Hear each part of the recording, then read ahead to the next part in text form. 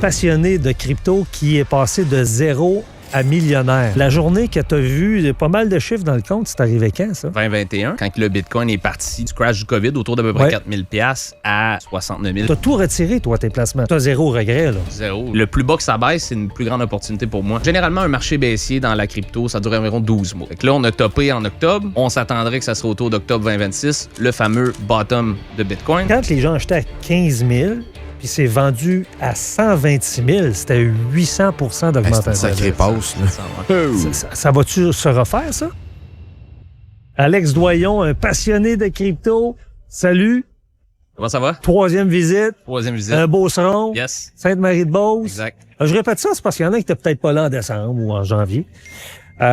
Passionné de crypto qui est passé de zéro à millionnaire. Je t'ai dit, on s'est écrit ce matin, je dis, Alex, faut que tu nous racontes ça parce que moi, j'aime pas la mentalité. Ah, il est un millionnaire, puis on le juge, puis tout ça. Non. Le Gadrel ou là en Mercedes. Ouais, c'est ça, là. Au contraire, tant mieux.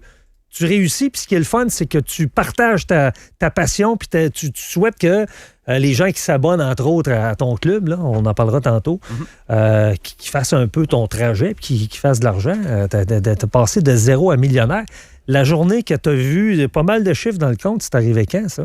2021. Fait que quand le Bitcoin est parti du crash du COVID autour d'à peu près 4 000 $ à 69 000, je ne l'ai pas tenu jusqu'à 69 000, mais à 52 000, moi, j'ai vendu à ce moment-là.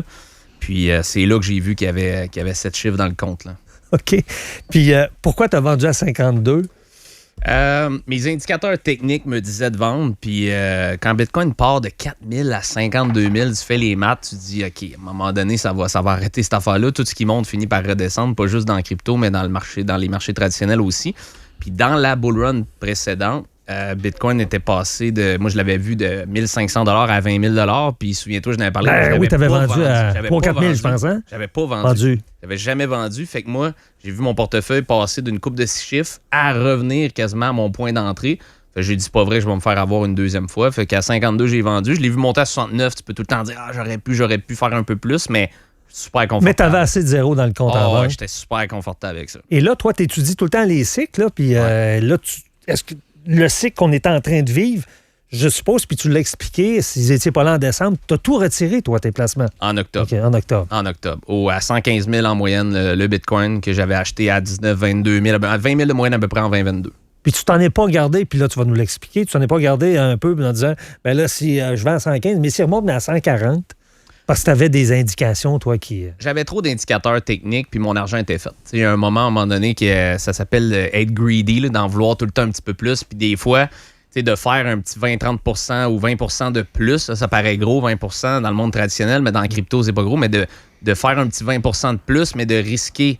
Ouais, c'est ça. T'es mieux de te retirer du périmètre. C'est ça. Puis quand ça drop, le Bitcoin, ça drop en moyenne 70 à 80 %. Fait que j'étais comme, bon, le petit 20 % de plus que je peux aller chercher contre la drop de 70 %, ça vaut pas la peine. C'est avec l'expérience aussi que tu cumules ça, veux pas. Là. À un moment donné, tu vois certains échecs, fait que tu veux que ça compense pour le reste ensuite. Ah ouais, 100 %. Puis, mais là, tu viens de vivre avec bien du monde un sommet à 126, puis là, tu as vu que ça a droppé assez fort. Malgré toute ton expérience, y a-tu des moments où tu as dit, là, dois-tu prendre la bonne décision? Je la prends-tu encore, la bonne décision? Y a-tu ta décision que tu as prise de te retirer? T'as zéro regret, là. Zéro. Tu sais, ce qui arrive, c'est qu'après 9 ans dans le marché, les émotions, j'en vis plus beaucoup, là. Je vois ça plus comme une game de mathématiques où je vois ça comme des pourcentages. Là, mes pourcentages sont faits. Quand j'ai acheté à 20 000, j'ai vendu à 115, j'ai fait mon argent, parfait, là, je me retire. Puis là, après ça, je suis juste patient dans le marché. Puis je fais juste jouer la game des cycles, mes indicateurs techniques. Puis j'essaye de juste de pas avoir d'émotion dans la game parce que c'est ça qui te fait manquer et rater tes coups, c'est juste quand il y a de l'émotion. Quand tu te fies à l'analyse technique, tout ça, c'est une game de probabilité. Puis après ça, tu t'assures qu'il y a les probabilités de ton bord. Puis après ça, tu fais le move. Puis il faut juste pas que tu sois émotif à propos de ton move, finalement. Tu m'as dit cette semaine, Danny, j'aimerais ça parler avec tes auditeurs puis leur expliquer qu'il faut parfois prendre pas de recul. Ouais. À partir de quand tu prends ce pas de recul-là? Bien, quand souvent, surtout là, les gens nous écoutent, peut-être c'est la première fois que vous entendez parler de crypto ou de Bitcoin ou vous n'avez entendu peut-être souvent en top de marché comme en octobre. Moi, ce que j'invite les gens à faire, c'est quand on entend parler et on n'est pas sûr. Moi, un vieux sage m'avait tout le temps dit, investis seulement dans ce que tu connais, parce que c'est comme si demain matin, je m'en vais dans l'immobilier. Oui, il y a de l'argent à faire dans l'immobilier, mais souvent, tes premiers moves, quand t'es pas bon, c'est des échecs, tu sais, ou la game est plus longue quand t'es pas bon. Fait que souvent, moi, j'ai vu énormément de gens rentrer trop rapidement dans le marché où là, leurs amis parlent de Bitcoin, puis tout de suite, hey, on va en acheter. Comme exemple, il y en a qui peuvent écouter en ce moment puis dire, hey, Bitcoin, c'est bon, j'en vais en acheter. Moi, ce que je recommande, c'est prends un pas de recul, 1 semaine, 2 semaines, parce que de toute façon, en 2 semaines, tu ne manqueras pas l'opportunité Bitcoin, on s'entend. Là, fait que prends un pas de recul, 1 semaine ou 2, va te former sur c'est quoi le Bitcoin, parce que ce qui va faire que tu vas être capable de le tenir sur le long terme, ce asset-là, c'est savoir qu'est-ce que ça mange en hiver, Bitcoin. Parce qu'il y a trop de gens qui rentrent dans le marché et qui achètent du Bitcoin parce qu'on leur a dit achète du Bitcoin, mais ils ne comprennent pas Bitcoin. Fait que ça fait en sorte que quand il y a des chutes, comme on vit en ce moment, vu qu'on a... Ils capotent parce qu'ils n'ont pas de confiance envers l'asset, ils ne le comprennent pas. Fait qu'après ça, s'ils ne le comprennent pas, ils vivent une émotion, ça va-tu remonter, ça va pas remonter, je sais pas. Mais quand tu le comprends, comment il est fait, puis tu vois qu'est-ce que moi je vois depuis 9 ans, l'adoption mondiale, bon, les 21 millions de Bitcoin, on en a parlé un petit peu, ben là, tu te dis ça peut juste être bon à long terme. Fait que là, au contraire, tu vois les drops là comme des opportunités et pas comme Colin, c'est une drop, c'est mauvais, tu sais. Fait que je recommande de prendre 1-2 semaines, tu manqueras pas le bateau, step back, va chercher des formations. Sur ma chaîne YouTube, c'est quoi le Bitcoin? C'est quoi la blockchain? Comment ça fonctionne? Tu as beaucoup de vidéos gratuites en passant sur YouTube. Tu expliques toutes les phases, quand c'est dans le cycle de performance ou pas, ou quand il faut acheter. Les 4 phases de marché. Les 4 phases de marché. La dernière vidéo qu'on a faite avec Thomas, justement, qui disait que nous, en ondes, on a fait on l'a tout édité. C'est une vidéo qui explique les 4 phases de marché. Tu as la phase d'accumulation. Comment ils s'appellent tes phases? Tu as accumulation. Ça, on arrive dedans bientôt. C'est une phase morte. Oh, bientôt, t'as un petit peu les auditeurs écoutent, là. Oui. Tu parles de, écoute, on fait de l'argent quand on place dans la phase d'accumulation. Ouais. Bientôt, c'est comment tu vas le trouver que c'est bientôt, toi, là? Bientôt, là, c'est souvent, ça arrive... généralement, un marché baissier dans la crypto, ça dure environ 12 mois. Fait que là, on a topé en octobre. On s'attendrait que ça serait autour d'octobre 2026, le fameux bottom de Bitcoin. Fait que là, dans cette région-là, c'est une période d'accumulation où ce que les gros joueurs, les institutions vont acheter du Bitcoin. Eux autres, on appelle les baleines, c'est tout ça aussi? Exact, les baleines. Les gros joueurs, les gros portefeuilles, eux autres, ils n'achètent pas à 126. Ils achètent quand que le monde vend en panique. Ils achètent quand personne n'en parle. Tu l'as bien expliqué dans ton vidéo, ça, c'était sublime. Là.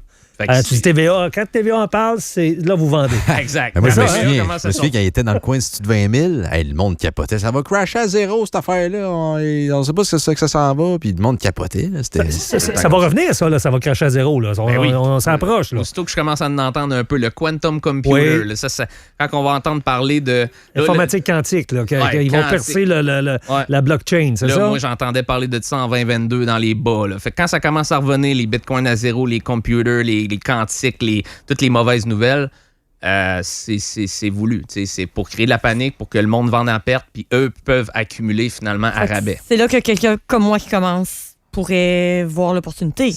C'est une très belle opportunité quand le marché est négatif ou personne n'en parle, puis c'est très muet, personne n'en parle, puis tu n'en entends pas parler autour de toi.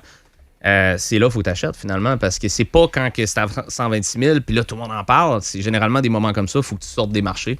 Fait que je pense que la période d'accumulation... Mais si on te suit, Alex, sur ta page Facebook, entre autres, pas Facebook, mais YouTube, vas-tu l'indiquer, toi, quand ça va être là? Puis est-ce que tu l'as indiqué quand tu as vendu?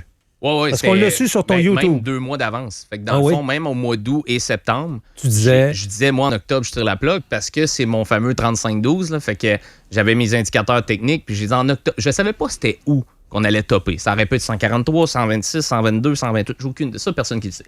Mais je savais qu'en octobre, basé sur tout ce que je voyais, ça allait être le top. Fait que moi, quand on a vu la grosse drop le 6 octobre, ça leur rebondit à 115. J'ai dit, OK, ça, c'est assez. C'est un top de marché. J'avais déjà vécu ça dans le passé. J'ai tiré la plug. Fait qu'un bas de marché ne sera pas différent. Ça va être, au lieu d'avoir méga excitation, ça va être méga peur. Puis là, on va être capable de repérer un bas de marché. Et un bas de marché, c'est sur combien de temps? C'est ça. Une période d'accumulation, généralement dans le crypto, de ce qu'on a vu depuis 15 ans, c'est environ 6 à 12 mois. OK. Fait que quelqu'un qui... Tu sais, c'est pas comme une journée, puis là, tu manques t'achètes, tu sais. Ouais. Ah oui, sur 6 mois, ça va être une période où là, t'achètes. Ouais. Comme là, la dernière fois, on était entre 20 000 et 25 000, mettons, là, entre 15 et 25 000 pendant environ 8 à 12 mois. Là. Fait que, tu sais, quelqu'un qui dit « je veux accumuler pas cher », c'est pas comme « ah, t'as manqué ta shot après une semaine », t'as beaucoup de temps. C'est juste que quelqu'un qui se met pas le nez des marchés à ce moment-là n'entend juste pas parler. Fait que souvent, quand il n'entend pas parler de Bitcoin, ben là, il pense pas, il n'en achète pas. Puis quand il n'entend parler, c'est quand on est rendu à 200 000, puis là, ah, maudit, j'aurais dû le checker en bas. Hey, moi, tu parles, puis je fais des calculs. Là. Ouais. Quand les gens achetaient à 15 000, puis c'est vendu à 126 000, c'était 800 d'augmentation. C'est une sacrée passe. Là. Ça va-tu se refaire, ça?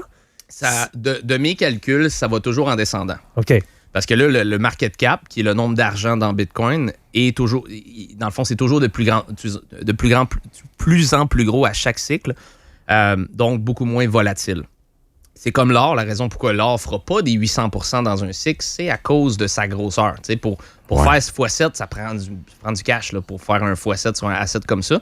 Donc, de ce qu'on voit, les cycles diminuent en pourcentage. Quand même très intéressant. Tu sais, si le prochain cycle, mettons, descend à 40 000 puis on monte à 200, je veux dire, c'est pas plate, là, tu sais, c'est quand même pas chiant. 500, là. C'est quand même intéressant, sauf qu'il ne faut plus s'attendre de voir un Bitcoin faire des x20 comme on a vécu en 2017. OK. Peut-être des questions sur les auditeurs aussi? L'imposition, je sais qu'on en a déjà jasé, je pense, dans ta première visite, là, mais là, le gouvernement s'est mêlé à ça récemment parce qu'évidemment, avec un CELI, là, il ne paye pas d'impôt là-dessus, mais mettons que tu es sur une application, à titre d'exemple, Coinbase, ils vont-tu t'en chercher beaucoup de l'imposition? As-tu des infos un peu là-dessus? Bien, c'est vraiment du cas par cas, mais mettons, moi, de la manière que écoute, je suis pas comptable, moi, je fais gérer toutes mes affaires. Fait que c'est sûr que moi, je suis pas l'expert là-dedans. Si vous voulez avoir des... Comme je suis tout le temps, j'aime pas m'avancer trop là-dessus, j'aime ça que les gens aillent voir un comptable fiscaliste, mais en gros, c'est pas différent de si tu achètes du S&P 500 ou du Nasdaq. Si, exemple, tu fais un investissement dans le Bitcoin puis tu fais 500 %, c'est un gain en capital. Fait que 50 du gain est imposé selon ta braquette de salaire. C'est vraiment pas différent. Fait qu'il faut juste que dans la crypto, c'est juste comme... Exemple, Coinbase, c'est une plateforme régulée au Canada. Fait que c'est sûr qu'exemple, tu décides de pas déclarer puis vouloir t'échapper, c'est au Canada, sont régulés, sont connectés. Fait que, c'est rendu de plus en plus droit. Là. C'est plus le marché qu'on a connu il y a 10 ans. Okay, je veux juste rappeler aux auditeurs que c'est pas un conseil financier. Par contre, Vas-y. Il y a un auditeur qui écoute, mettons, en ce moment, qui dit, bon, moi, là, j'ai 5 000 dans le Bitcoin en ce moment, ou t'en as un autre qui dit, j'ai 5 000, mais j'aimerais le placer. Il y en a un qui est placé, il y en a un qui est à placer. Ouais. Toi, si c'est ton cas, là, si t'as un 5 000 à placer, t'attends, tu le places pas là. Ben, ou à partir de quand tu vas dire... Là, on a le Bitcoin AI Index, l'indicateur, vient de tourner bleu. Oui. Fait que ça arrive une fois aux 3-4 ans qu'on a des zones d'accumulation. On rentre dans la période d'accumulation. Là, on est comme fin phase baissière, début d'accumulation, selon moi. Fait que en ce moment, pour moi, c'est pas le temps de vendre. Parce qu'on est moins 50% du sommet d'octobre, fait que tu ne vends pas à 50%. C'est une période où ce que je considère en ce moment que c'est un début de période d'accumulation. Fait que ça veut dire que je crois que c'est... Début de bottom. Début de bottom. Moi, je pense qu'on peut aller beaucoup plus bas. Moi, je n'avais parlé, là, octobre, 37 500. C'est en place un peu de façon hebdomadaire, mettons. Exact. C'est là chemin à faire encore, le 37, là, on baisserait de 30 000. Là. Oui, mais encore une fois, personne ne sait. Là, on spécule, on s'amuse avec des chiffres. Exemple que je suis un investisseur qui veut me positionner sur le long terme, je crois qu'en ce moment, rendu où ce qu'on est, c'est quand même une belle période pour commencer à se positionner dans le marché. Exemple, j'ai 10 000 à mettre, je ne mettrai pas le plein 10 000 tout de suite, tu comprends? Parce que tu vas en garder pour des meilleures opportunités si on continue à descendre. Mais je pense que de se tremper l'orteil tranquillement, c'est pas une mauvaise chose. Même si on peut aller plus bas, c'est comme n'importe quoi. Le bottom exact, on ne sait pas il est où, mais je crois que sur le long terme, quelqu'un qui se positionne tout de suite, dans 3 ans, ne sera pas perdant, puis il va voir... Tu irais par tranche? J'irais par tranche. Par tranche, aux 2 semaines, aux 3 semaines, au mois. Ton feeling, ça baisse de... Je sais pas, il y a une attaque sur l'Iran, puis ça baisse de 15 000. Là, ça commence à être intéressant. Là. J'irais par tranche jusqu'à la fin de l'année. À chaque fois que le marché baisse, on accumule. Il y en a qui vont choisir de le faire mensuellement. Fait que, mettons, je mets un 300-400 mensuel. Cool. C'est DCA que tu parlais. DCA mensuel, DCA à la semaine. Quelqu'un peut dire, ben moi, j'achète à 60, 50, 40, 30, puis si 30, on se rend pas là, ben c'est pas grave, regarde, on a rentré les autres positions. Fait que je pense qu'il n'y a pas, dans cette situation-là, il n'y a pas une meilleure stratégie que l'autre. La pire stratégie, c'est d'attendre Bitcoin à 3 000 $. Comme la majorité des gens en 2022, ils ont dit, moi, j'achète Bitcoin à 10 000, sinon, j'en achète pas. Ben, ils ont manqué le bon. C'est ça, le party passe en toi. Fait que là, au moment où c'est comme, je crois qu'on peut aller plus bas, mais on est d'une période où si t'as pas vendu, je crois pas que c'est le temps d'essayer de vendre puis d'essayer de racheter plus bas, puis il y a bien des chances que tu sois pas capable, tu manques ta shot. Et je crois que je commencerai tranquillement à me positionner dans le marché. L'affaire de Quantique, là, ça prend au sérieux, ça. Là. On a parlé vite tantôt, mais ça revient souvent. Moi, je lis là-dessus. Là, puis là, il y en a qui disent que ça ne sera pas avant 20 ans, 25 ans. C'est encore de la poudre aux yeux, cette affaire-là, Alex? Moi, je pense que si... premièrement, la blockchain de Bitcoin n'a jamais été hackée de l'histoire. Pouvez-vous expliquer ce que c'est que le truc quantique exactement? Pour quelqu'un qui connaît rien comme moi. C'est très bon, très bon. C'est la meilleure question de l'entrevue, c'est toi qui viens de poser. C'est un ordinateur super puissant qui est capable... Je ne suis pas un expert en technologie. Fait que ça sort de mon domaine d'expertise, mais c'est un ordinateur super puissant qui peut faire 10, 20, 30 fois ce que des ordinateurs peuvent faire finalement. Donc, peuvent craquer des codes puis hacker des systèmes. Ils peuvent décoder. Là. Ça serait assez puissant pour décoder la blockchain, c'est ça? Here's the thing. Je crois que, la blockchain peut évoluer aussi, numéro 1. Et numéro 2, si la blockchain de Bitcoin est en danger puis n'a jamais été hackée depuis 15 ans, BMO, Desjardins. Tu comprends? Comme là, on est dans la merde. La vérité, c'est tout le monde est dans la merde. Desjardins a été attaqué, puis on n'entend plus parler, mais la blockchain n'a jamais été hackée depuis 15 ans. Puis ça, c'est notre concern en ce moment de dire l'ordinateur quantique. Moi, honnêtement, j'ai pas mal plus peur à nos comptes de banque que la blockchain de Bitcoin pour l'instant, si c'est pour être attaqué. Là. Fait que honnêtement, ça m'inquiète pas. On va finir ça en beauté parce que souvent, les gens, quand ils écoutent tes entrevues, ils retiennent les 5 dernières minutes. Là, le Bitcoin est à 67 000. Mm-hmm. Il a baissé à peu près de 50 % depuis le top. Ouais. Le bottom s'en vient, on ne sait pas quand. Toi, répète ce que tu ferais. OK. Je vais dire, moi, ce que je fais avec mes fonds en ce moment. Oui. Là, présentement, moi, je le trade. Parce que t'as pas les mêmes fonds que nous autres, là. On s'entend, là? Je suis content, puis bravo. Tu nous enseignes à en gagner de l'argent. Exact. Je vais vous partager ce que je fais en ce moment avec mon propre argent. Puis c'est une game de pourcentage. Que j'aille 1 million dans le marché ou 10 000, on joue avec des pourcentages. Fait que, en ce moment, moi, je le trade. Fait que là, il y a plein de monde qui peuvent pas me suivre avec ça, puis c'est bien correct. Mais mettons que je suis un investisseur.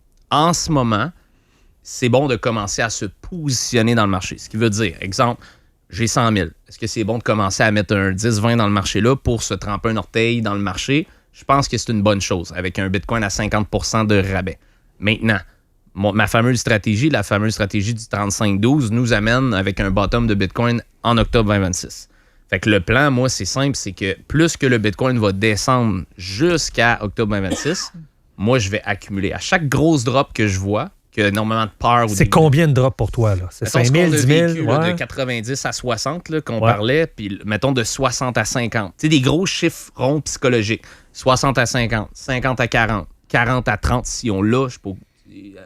ça va être tout un bargain, là. Ça va être du 70 % et plus de rabais. C'est ça. Fait que moi, c'est ces gros chiffres psychologiques-là que moi, quand on tombe 60, 50, 40, moi, je rentre dans le marché jusqu'en octobre 2026. Sais-tu ce que j'aime quand toi, tu parles, t'es tout calme. Plus il baisse, plus il est excité parce que toi, tu connais la patente, des phases, tout ça. Alors que les gens paniquent, là, ils voient ça baisser, ça n'a pas de bon sens. Mais là, c'est quand tu as compris, puis c'est ça que tu enseignes. Warren Buffett, tu as vu ce qu'il a fait dernièrement? Il a liquidé environ, j'ai pas le chiffre exact en pourcentage, mais il a liquidé à peu près 50 à 75 % de ses actions de gros blue chips, de gros stocks comme Apple, etc. Le gars, c'est pas un épais, là, c'est le plus grand investisseur au monde de tous les temps, puis il vient de liquider 75 % de ses stocks. Fait qu'il sait quelque chose qui s'en vient que nous, on sait pas. Il est plugué à la source, là, on s'entend. Là. Fait que si lui, il liquide ça veut dire qu'il y a probablement un crash qui s'en vient.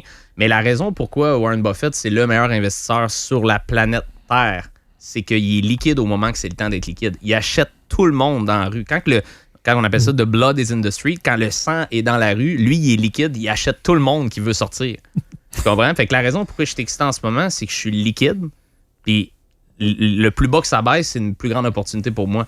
Le monde qui panique en ce moment, c'est qu'il soit manque d'éducation, ce qui devrait tout de suite, là, s'en aller sur la chaîne YouTube, commencer à s'éduquer, ou c'est du monde qui n'ont pas vendu, que là, ils se croisent les doigts que ça descende pas plus bas parce qu'ils sont en position, puis ils paniquent, puis ils sont pas liquides. Mais ceux qui sont liquides en ce moment en argent, n'importe qui est liquide souhaite que ça aille plus bas, là, parce qu'au lieu d'avoir un Bitcoin à 60, t'en as 2 à 30. Ça, ma blonde, elle me dit comment ça, t'es tout excité quand il baisse? Elle dit d'habitude, tu souhaites le contraire. Je commence à. Tu sais, je suis entre autres, je te suis, moi, Alex, beaucoup, puis j'aime beaucoup tes vidéos. Je le recommande aux gens sur YouTube. Là, tu fais des vidéos de quoi? 20-30 minutes à peu près, t'expliques vraiment bien. Bon Puis- vulgarisateur. oui, c'est excellent, c'est ça. Merci, on va se reparler dans un mois. Absolument. Si les gens veulent te suivre, sur quelle plateforme? Sur YouTube, puis justement, Tom et nous autres, on a fait le editing de Challenge 3 jours. Là. En Oui, passant, oui. grand succès. On était 1500 personnes en live pendant 3 jours. ouais, ça a solide. été un méga succès pour vrai. Puis il y avait beaucoup de monde de Radio X qui était là. Ah, ouais. On l'a vu dans les commentaires. Mais on vient juste de faire un coupage je sais pas comment on appelle ça, un editing de Oui. ce challenge-là. On vient juste de le mettre sur YouTube.